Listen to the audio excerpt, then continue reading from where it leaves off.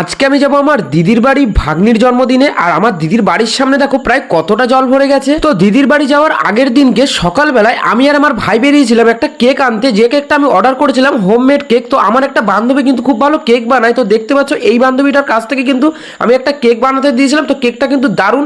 তো সেই কেক নিয়ে আমরা কিন্তু ফার্স্ট সকালে বেরিয়ে পড়েছিলাম ফার্স্ট ট্রেন ধরবো বলে। আমরা ট্রেনের জন্য ওয়েট করতে করতে ট্রেনটা কিন্তু চলে আসে আর আমরা কিন্তু উঠে পড়ি। আর আমার দিদির বাড়ি যেতে কিন্তু তিনখানা ট্রেন পাল্টাতে হয়, তো তিনখানা ট্রেন পাল্টে আমি কিন্তু চলে আসি আমার দিদির বাড়ির স্টেশনে। তো আমার দিদির বাড়ির এলাকাটা হচ্ছে একটু নিচু জমি, তো সেই জন্য দেখো রাস্তার উপর জল উঠে গেছে আর আমরা কিন্তু জুতো হাতে নিয়ে হাঁটছি। দিদির বাড়ি পৌঁছে দেখি ভাগ্নি আমার বই পড়ছে আর ভাগ্নে কিন্তু উঠে গেছে। তো এই দেখো কি সুন্দর সুন্দর মাছ, তো মাছগুলো কিন্তু দেখতে খুব সুন্দর লাগছে।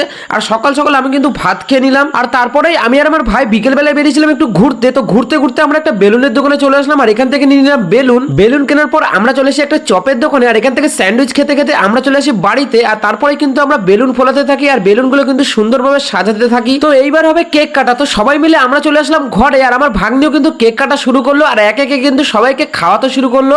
তো কেকের টেস্টটা কেমন হবে আমি খেয়ে বলছি। তো এরপর কিন্তু আমি কেকটা খেলাম, তো কেকের টেস্টটা কিন্তু দারুণ কেক। তো আমি কিন্তু একটা বড় সাইজের নিলাম। তো আজকের ভিডিও এতটুকু, দেখা হচ্ছে নেক্সট ভিডিওতে।